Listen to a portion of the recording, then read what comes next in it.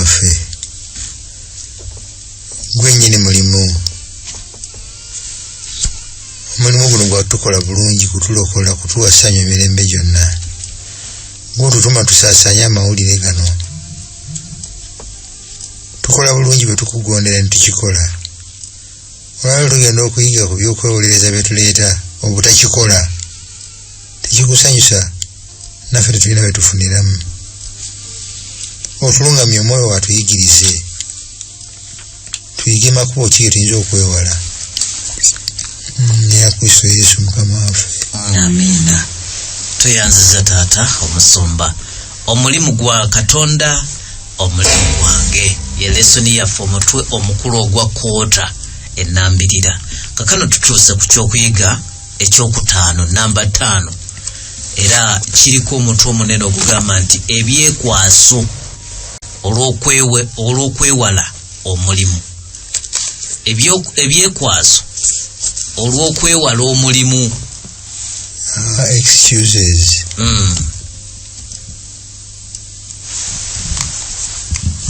Kituddeko twayiga nti omulimu gwa Mukama ye mutandisi waagwo ye muyiiya waagwo kitwayiga ekyokubiri nti omulimu guno gwa kutukola bulungi lwa bulungi bwaffe bulokozi bwaffe kutufunira ebinaatusanyusa emirembe gyonna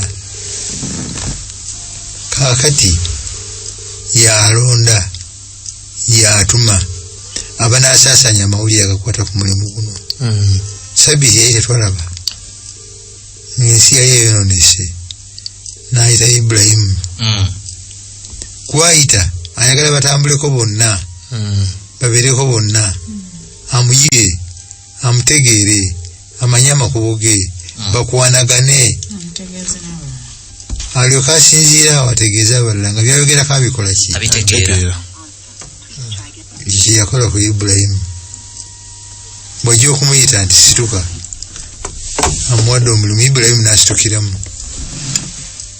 n'agenda ne batambulako bonna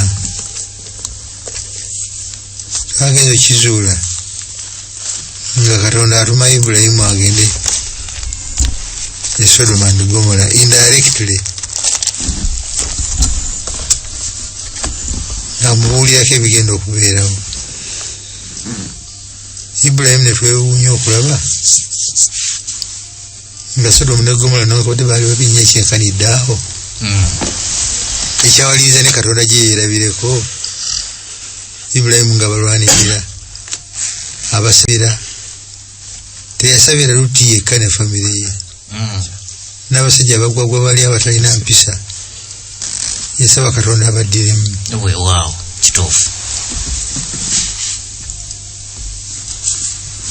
N'abalala bangi abagoberera ekyokulabirako kya Ibulayimu yensi lwaki obukristaayo bubunye ensi yonna naye kyewuunyisa si buli bwayita akkiriza eriyo gwayita ne batambulako bonna ne babeerako bonna n'aweereza n'amuyita n'amugamba jangu ugende egindi ninayo missoni yo olina agamba sijja kugenda nga bwe tugenda okuyigako olunaku lwaleero tumuyigako yaliwo naffe tukyaliyo kitugenda okuyigako kyakwewolereza ki Katonda nnyini mawulire amalungi ag'obulokozi ag'emirembe ag'essanyu ng'akuyise ky'oyinza okumuwa nogamba sijja kugenda.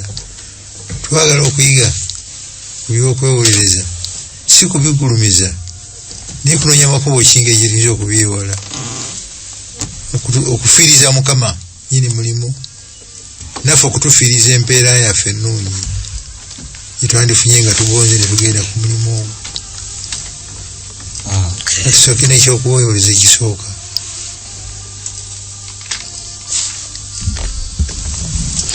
jakusaba mukadde atusomeremu Yona essuula esooka olunyiriri olusooka paka ku lwokusatu. Ekigambo kya Mukama kyajja eri Yona omwana wa Mitaayi nga kyogera nti golokoka ogende Nineeve ekibuga ekyo ekinene okirangirire kubanga obubi bwabwe bulinnye butuuse mu maaso gange. naye Yona n'agolokoka okuddukira e Talusiisi okuva mu maaso ga Mukama n'aserengeta e Yopa n'alaba ekyombo nga kigenda e Talusiisi.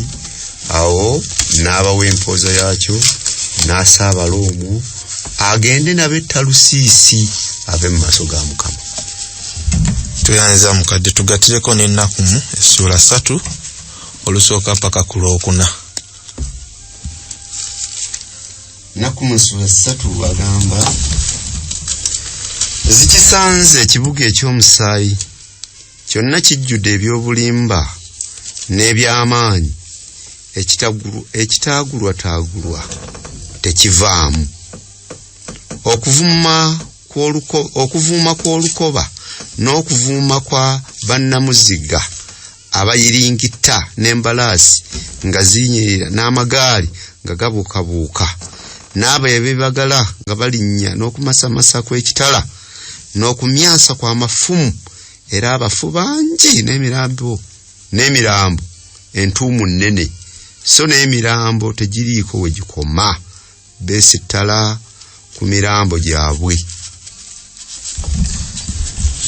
Ekyekwasa ekisooka twakirabe nti kutya naye bintu ki Yona bye yali amanyi ku Nineve ebyamuleetera okutya n'agamba sijja kugendayo. Musumba Kakembo. Ekisooka Mukama mugenda mu kibuga Nineve obubi bwakyo butuusewa mutuusere Mukama Mugulu. Kibuga kyekirala ekyali ekibi ennyo ng'obubi bwakyo butuuse Sodoma ne Gomora. Katonda yakka mu kukka kwe si kujja kulaba bulabi naye kulaba beeriyo abanaataasika kisaaki ekitegeeza ne Nineve kyali kibi nnyo ekiyitiridde. Ekibuga ekibi ekyenkanidde awo kirimu omusaayi okufa kirumba obwakabaka obutono kibukuba emirambo ne gijjula amakubo abantu be baabwe bennyini ebyobulimba gye bamusindika naturally nga Kakembo bwe naali ekanzeemu nga bansindise Gaza kati nawali ndowooza byonna yatya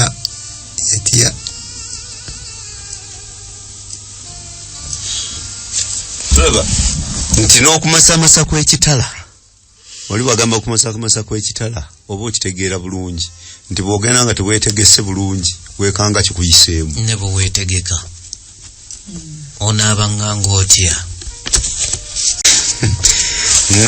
n'okumyansa kw'amafumu ng'ogalaba gonna gati ekitegeeza nti Yona musajja mu ngeri emu oba endala mpale ngeri emu oba ki oba endala newange buli nandibadde Yona osanga kyandimbeeredde kizibu okugenda mu kibuga ekifaanana bwekityo.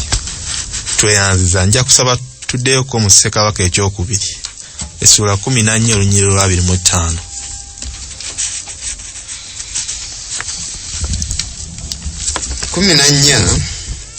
Olwa 25 lugamba nti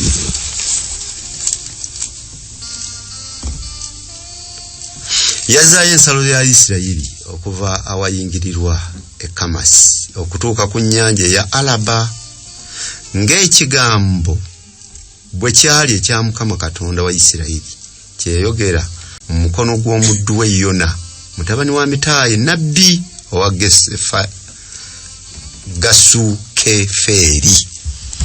Tweyanza mukadde awo tulaba nti Yona ne Katonda balina enkolagana era nga kuva dda mutuma n'akola ki n'akola naye Yona abadde n'ebbanga abadde atambula ne Katonda ebbanga kiki ekimuleetera okuba n'okutya kuno nga Katonda amutuma yole yamukozesaako edda ne batambula bonna ate wano n'agaana okutya kuno kumufuga kutya ate nga nekiyakola ku luli kyali kyakununula Isirayiri kyala kabiiro oli awo eri gye nagenda kalekaleko kyova olaba n'okukola kwayanguwa naye eno ndooza alimu n'okubuusabuusa nti kusinziira ku bwononefu obuli eno biyinza obutagenda bulungi. omusajja okutya ekibi kyekireeta okutya. Njala tuddeyo mu lusuku Eden tutumirire omusajja ono yali ayogera ne Katonda buli lunaku ne ku sabbiiti yasookera ddala Katonda yali puliica we ye Adamu ne Kaawa.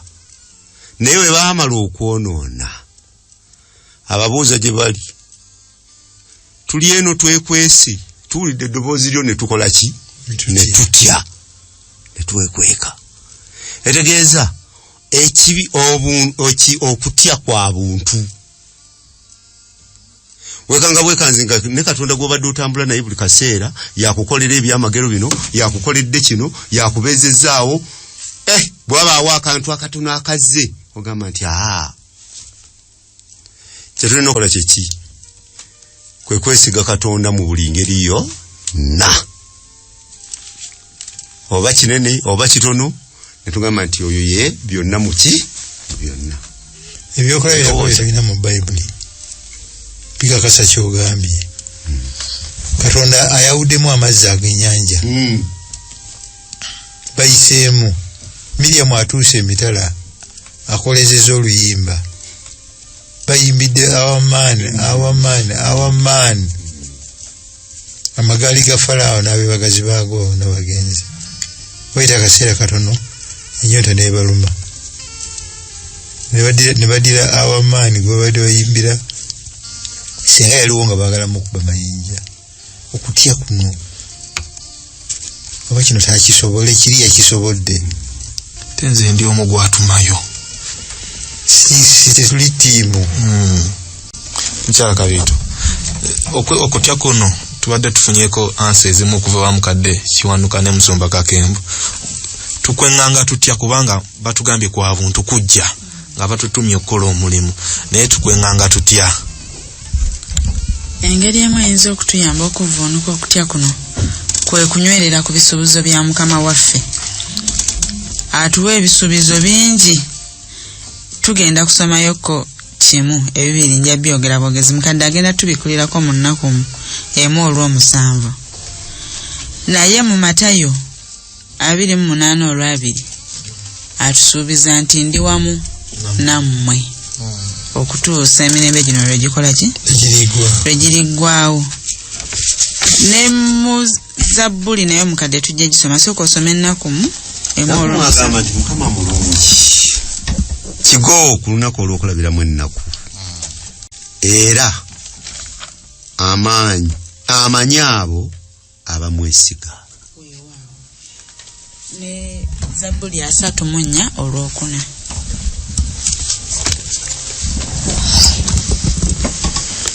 3:4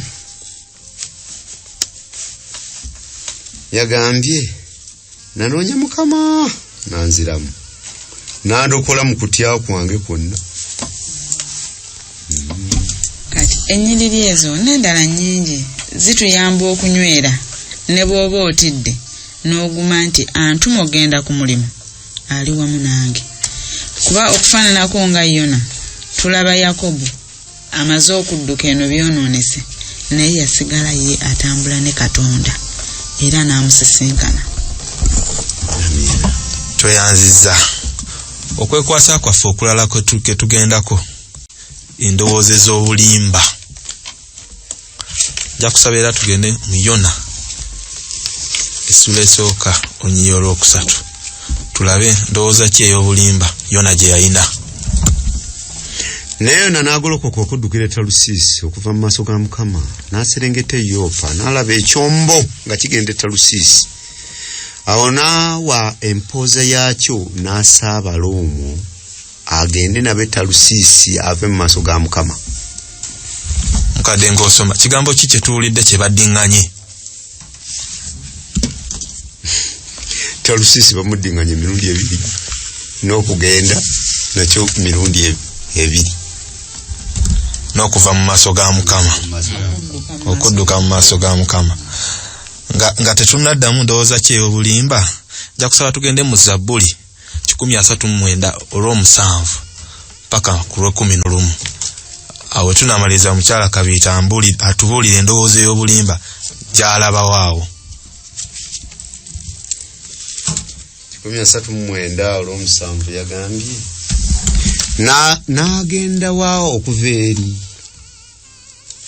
omwoyo gwo oba naddukira wa mu maaso go bwe naalinnya mu ggulu nga gy'oli bwe naayala obuliri bwange mu magombe labanga gy'oli bwe naatoola ebiwaawaatiro eby'enkya ne ntuula mu bifo eby'ennyanja ebiri ewala ennyo newankubaddeeyo omukono gwo gunaŋŋamya n'omukono gwo ogwa ddyo gunankwata bwe ndyogera nti enzikiza teereme kumbikkako n'omusana ogunneetoolodde gunaaba ekiro newankubadde enzikiza teeyakira eri ggwe naye ekiro kyaka ng'omusana kubanga enzikiza n'omusana bifaanana wooli. Tuyanza nti endowooza y'obulimba eri awo kwe kulowooza nti nsobola okwekweka Katonda ate nga tukimanyi bulungi ye yatonda eggulu n'ensi ennyanja na byonna ebikola ki ebigirimu so teri kifo kikeekeddwa waali buli wamu waali. Yes. Naye tukola volongoto waffe nga tulowooza tatulaba so kyali endowooza ya bulimba. Ye yalawula ekizikiza ku kitangaala kakali gwe bwobeera mu kizikiza n'olowooza nti tandaba weerimbye kubanga kyeneewuunya Dawudi ekitegeera simanyi kiki kyatuuka ku Dawudi nekimuyigiriza nti Mukama abeera wonna naye nga yona kyamusuba kitya nabbi omulamba atambudde ne Katonda ebbanga kyamuyitako kitya okukimanya nti omunene ono tolina gy'omwekweka ebugende Talusiisi nadduka n'agenda e Yopa ave mu maaso ga Mukama n'ava e Yopa n'alinnya e Talusiisi yeeyongereyo okuva mu maaso ga Mukama atya anti alowooza nti Mukama ndowooza awamu talabawo mangu kubanga ne Nineve singa Mukama yali alaba Nineve yandibadde yakikola ki yakimalawo dda olw'ebibi byakyo. nze ndowooza enkyamu bad theology wakabi nnyo. Mukadde tugende ku lw'omukaaga mu ssula y'emu. Zabuli Yona sura esooka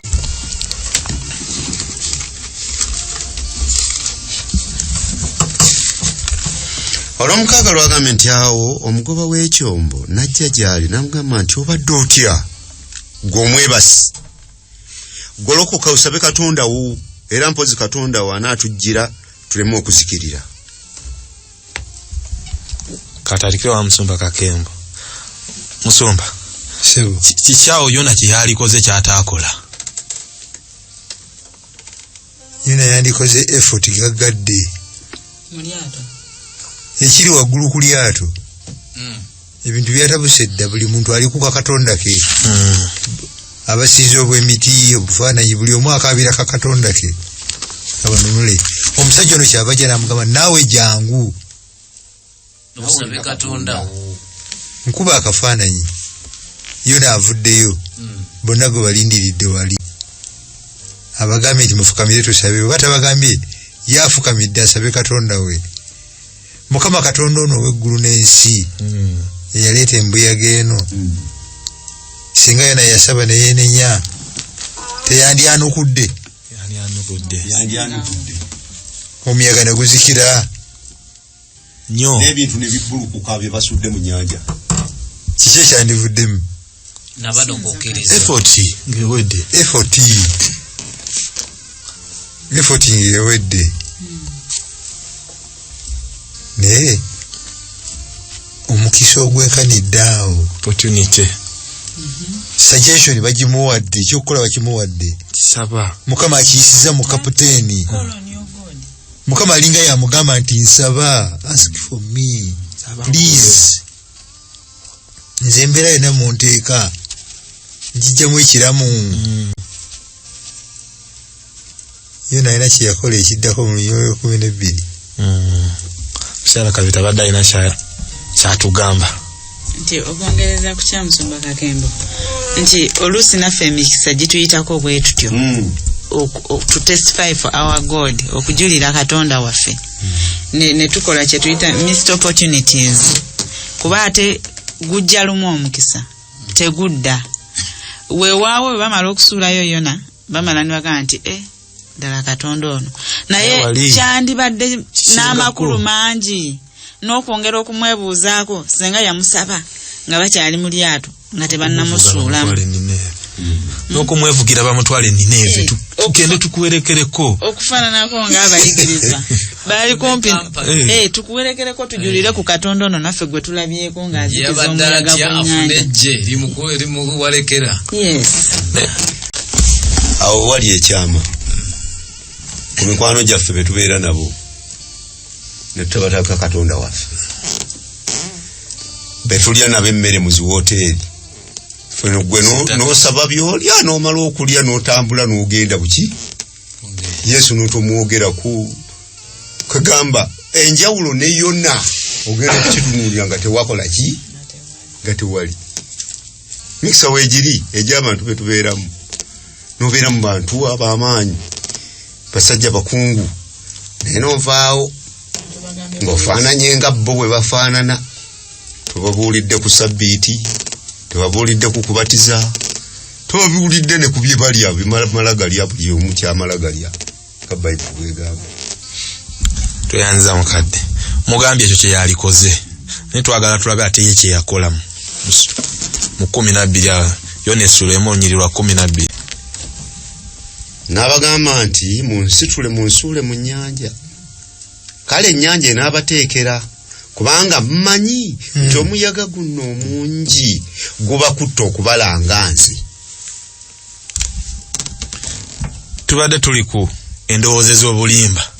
Ndowooza ki ey'obulimba awo yona gye yalina emuleetera okugamba nti bali bamugambye saba n'agamba munsuule mu mazzi. Ndowooza ki ey'obulimba gye yalina Mukyala Kabita? Endowooza y'obulimba eri awo okufaananako n'abaali beetoolodde Jona, bo baali bakisinza bukatonda obutini era ng'enkola yaabwe eri nti Katonda kano olukanyiza gwe waayo saddaaka ebintu bitereere. Kati naye yalowooza nti bwe yeesuula mu nnyanja okola nga saddaaka ng'atereezezza enkolagana ne Katonda, so ng'ate Katonda ye ayagala mutima gumenyefe. Tumba Kakembo nze njala kwetayo abalala abaafuna omukisa. Ekyo Mukyala Kabito kyayogeddeko tukiyita placating God, okugulirira Katonda nga bo Katonda ne balubaale be babagulirira okubatereeza nga banyiize. Njalogera ekyokulabirako ekirala, abayigirizwa bali ku ssaawa eteberangawo kasokedde ensi yonna ebeerawo. Mukama waabwe ali mu matigga agayinza n'okutta pulaani yonna ey'obulokozi. N'abawa omulimu oguli kiriya, mubeereko wano musabeko nange. N'agendako wali n'asaba agenda okudda nga beebase. Temusobodde kugumiikirizaako n'akatono wadde essaawa emu bweti. N'agenda n'asaba agenda okudda. Essaawa gye balimu tebangawo, tegenda kuddayo kubeerawo nate. Mukama waabwe alina okusalawo, bw'asalawo obutuufu bawona, bw'asalawo obukyamu bakola ki? Lwaki tebaategeera bukulu wa ssaawa eno? Excuse ki gye baalina eyabalemesa? What was it? Kuteesa opportunities ze musabeeko nange, mumpa amaanyi, mumpagire. Senga baakikola bwe bulungi bwabwe bitabo baali baddemu twali badde lwebuuzaako nga tuli mu ggulu nti owaayi mu ssaawa eyo byali bitya, mwakola mutya, mwasaba mutya? Be twali badde twebuuzaako kubanga be baaliwo. Ekibuuzo kyange kigamba kiki ekyabalemesa okutegeera obukulu bw'essaawa eyo?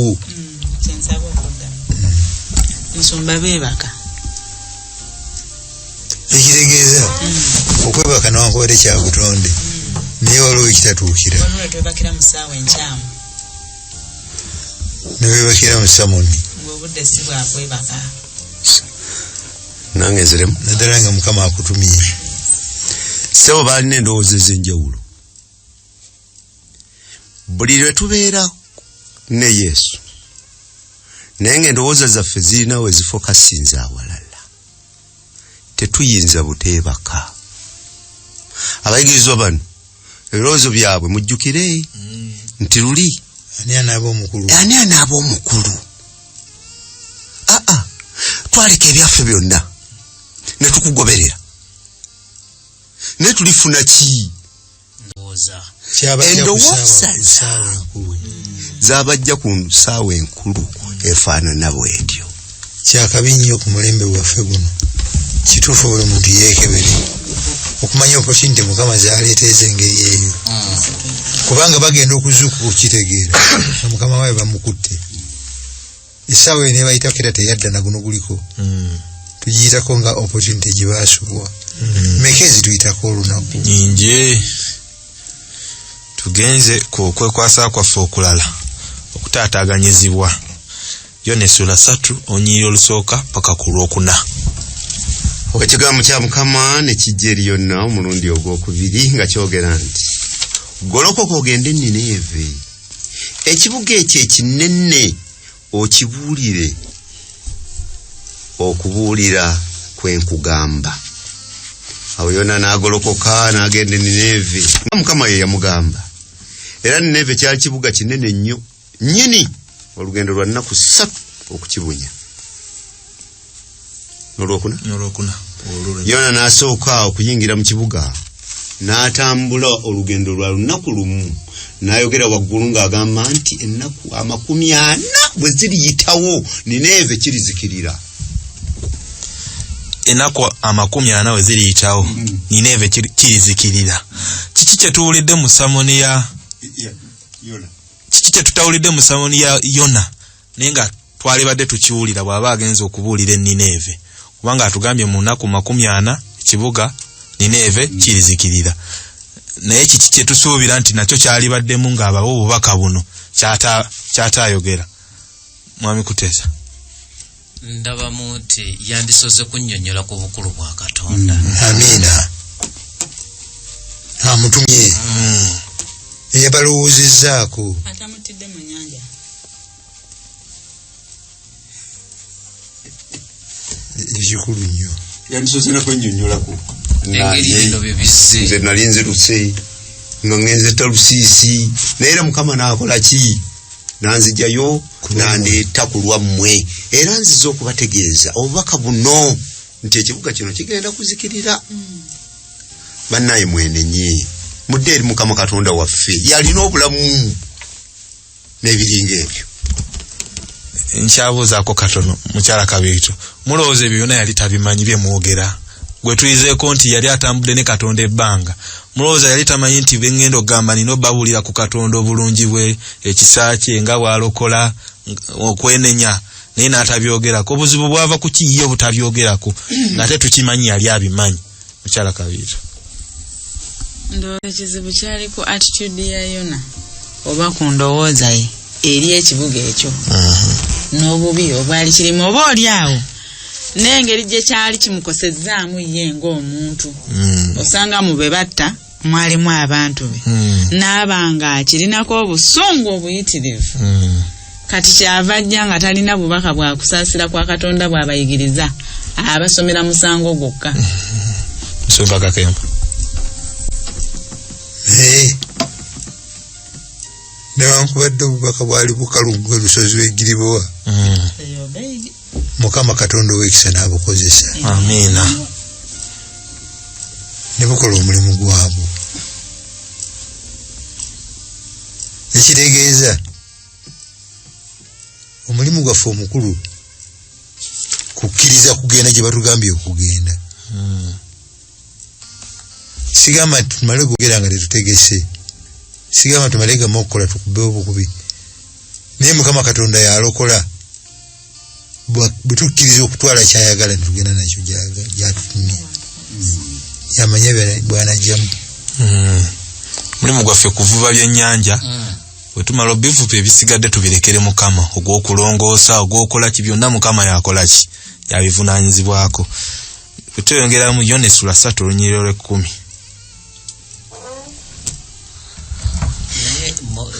singa nga tetuneyongerayo ku lunyiriro kusula 3:10 singa nze Yona okay tugende mu maaso. Katonda n'alaba emirimu gyabwe nga bakyuse mu kkubo lyabwe bbi. Katonda ne yejjusa obubi bwe yali ayogedde okubakola n'atabubakola. Singa gwe Yona mwami kuteesa singa nze Yona okoze effort eyo bigambo bitono nnyo naye effort etwaliddemu kabaka abantu bonna batugamba n'ensolo oba byonna bantu bazze eri Mukama waliwulidde otya singa gwe Yona kati wali badde olina kuwulira otya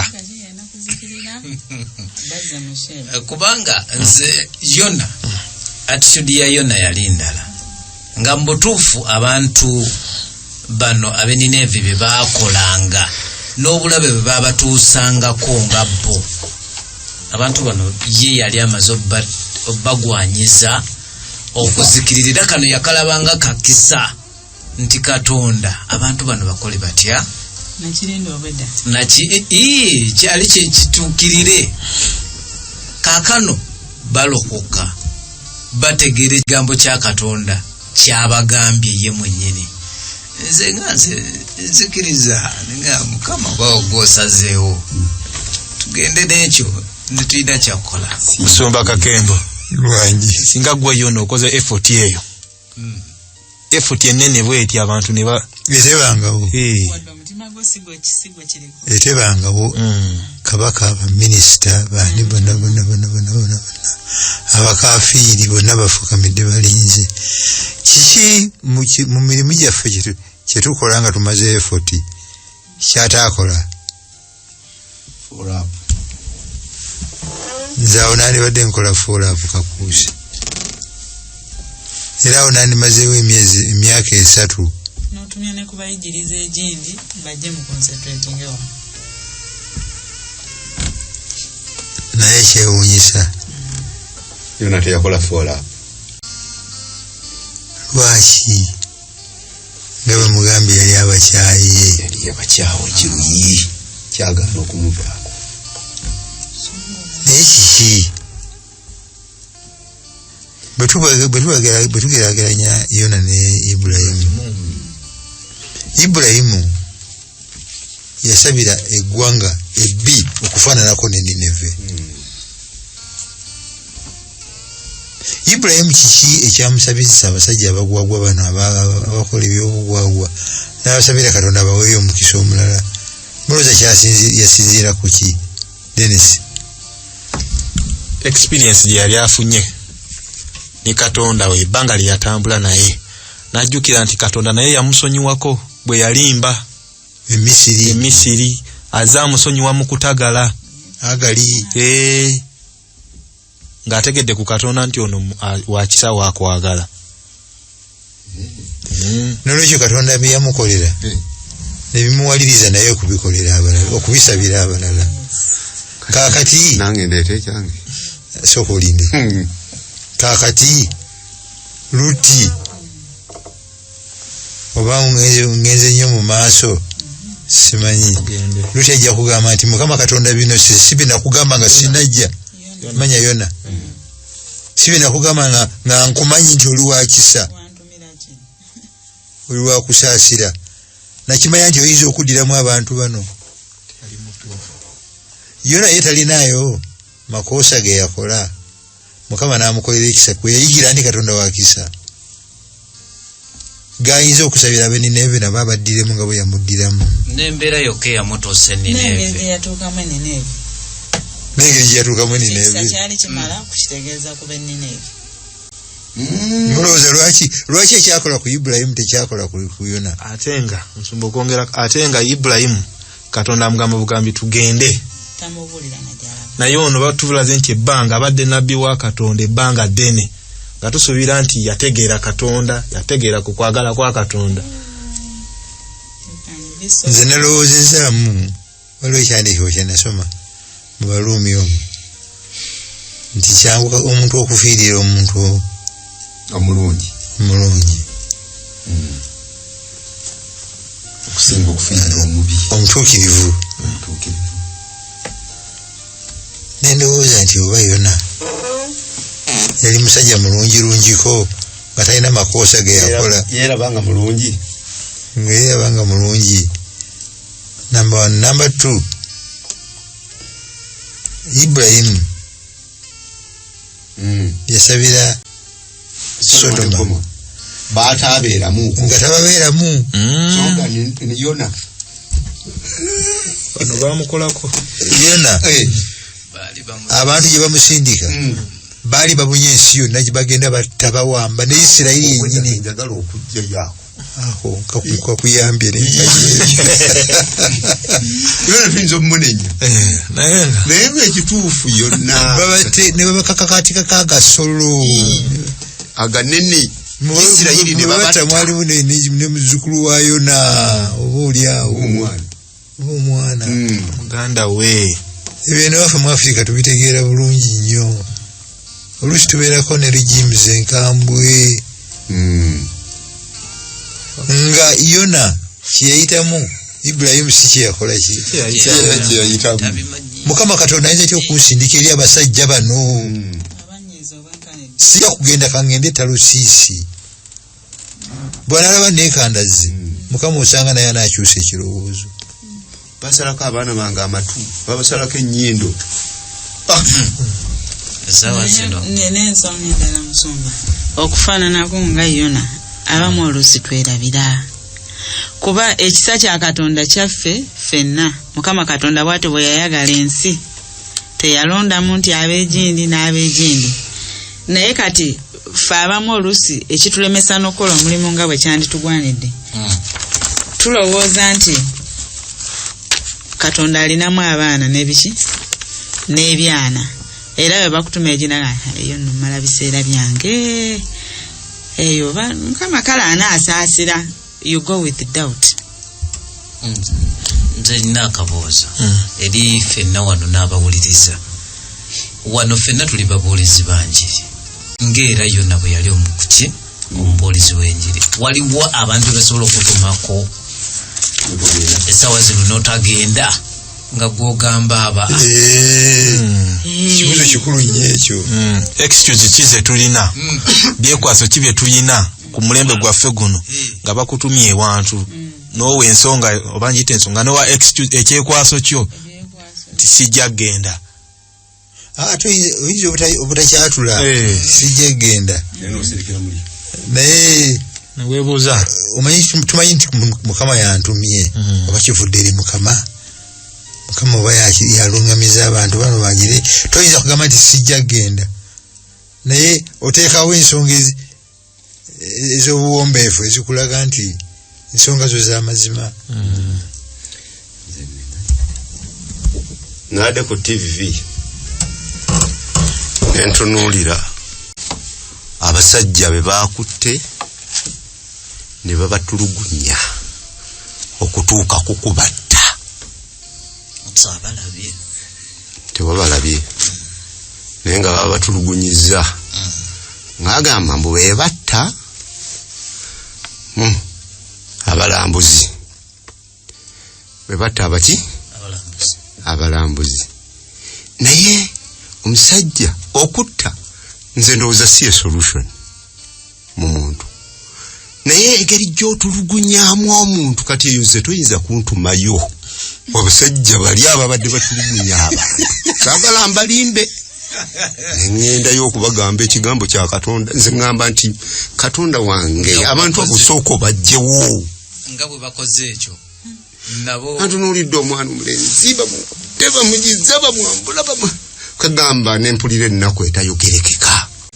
kendo babulire kituufu newankubadde ng'oli ayinza okuba nga yali ensobe gye yakola naye ate gwe kyokola kiba kibi nnyo okusinga ye kyeyakola nze ndowooza Mukama Katonda ono yalina yakwata ejjinja limu ng'ayagala kuba ebinyonyi bibiri. Yali ayagala kulokola ab'e Nineve naye ng'ate ayagala kulokola ne Yonoono kuba Yonoono yali tannategeera ku kwagala kwa Katonda. Okwongera ku Katonda okulabira ddala nti yali tannamutegeera yo nodduka otya mu maaso ga Mukama ng'okimanyi bulungi nnyo ennyanja olukalu ye yatonda eggulu n'ensi kati ogenda kumuddukira wa kitegeeza yali tannamutegeera. Tugenze ku Thursday tuyinayo eddakiika zaffe zizo zigenda kutumala bulungi. Isaaya essula 6 olunya olusooka paka ku lw'omunaana. Twagala tulabe Isaaya ye lwaki tewa byekwaso. Mukama bwe yamutuma n'agenda kiki ekyamuleetera obutaba na byekwaso.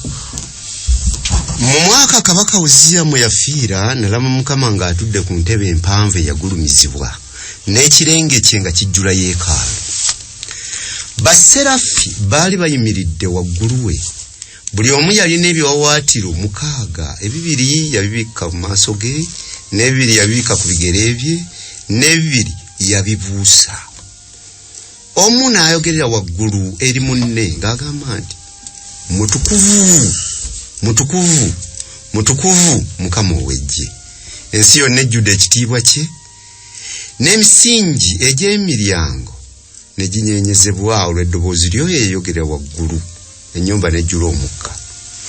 Ne ndyoka njogera nti zinsanze kubanga nfudde, kubanga ndi muntu wa mimwa egitali mirongoofu era ntuula wakati mu bantu ab'emimwa egitali mirongoofu, kubanga amaaso gange galabye Katonda, galabye Kabaka Mukama ow'eggye.